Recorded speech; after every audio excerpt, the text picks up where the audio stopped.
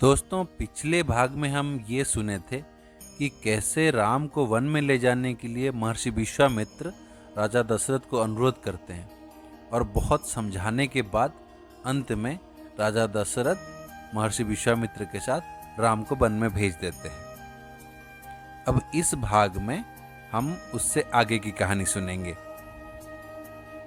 जब राम को साथ में लेकर विश्वामित्र वन की ओर प्रस्थान करते हैं, तब राम के छोटे भाई लक्ष्मण भी उनके साथ चलते हैं।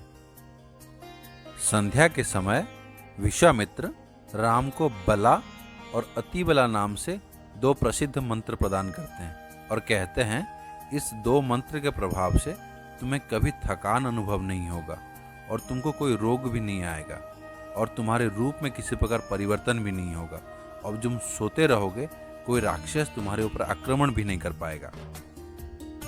जाते जाते वो तीनों लोग गंगा और सरयू के संगम पर पहुंच गए।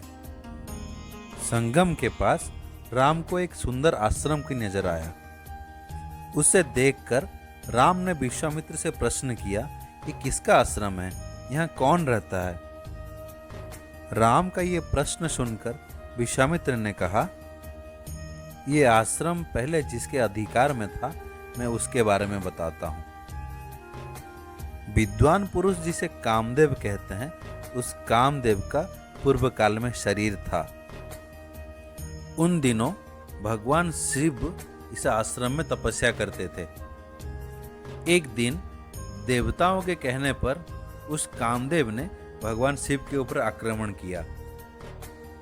भगवान रुद्र ने क्रोधित होकर कामदेव की ओर देखा और उनके तीसरी आंख की ज्वाला से वो कामदेव भस्म हो गया और तब से कामदेव अनंग नाम से परिचित हुआ। और कामदेव ने जहां अपना अंग छोड़ा था, उस प्रदेश अंग देश के नाम से परिचित हुआ। फिर विश्वामित्र राम को ताड़का के बारे में बताते हैं। वो ये कहते हैं, पूर्व काल में सुकेतु नाम से प्रसिद्ध एक महान यक्ष थे। वो बड़े ही पराक्रमी और सदाचारी थे, किंतु उनकी कोई संतान नहीं थी। इसीलिए उन्होंने बहुत भारी तपस्या किया। यक्षराज सुकेतु की तपस्या से ब्रह्मा जी बहुत प्रसन्न हुए और उन्होंने सुकेतु को एक कन्या रत्न प्रदान किया और उस कन्या रत्न का नाम था ताड़का। और धीरे धीरे ताड़का बड़ी होने लगी और समय के अंतराल में सुकेतु ने अपनी कन्या ताड़का का विवाह जंब पुत्र सुंद के साथ करवाया।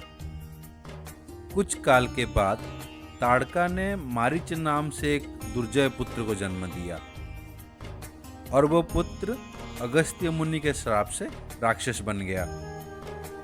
अगस्त्य ने श्राप देकर ताड़का का स्वामी सुंद को भी मार डाला। स्वामी हत्या का प्रतिशोध लेने के लिए ताड़का ने अगस्त्य मुनि को मारने की सोची। वो क्रोधित होकर मुनि को खा जाने के लिए गर्जन करती हुई दौड़ी। अपनी ओर आते देख अगस्त्य मुनि ने ताड़का से कहा, तू नरभक्षिणी राक्षसी हो जा, और मारीच को भी राक्षस होने का श्राप दे दिया।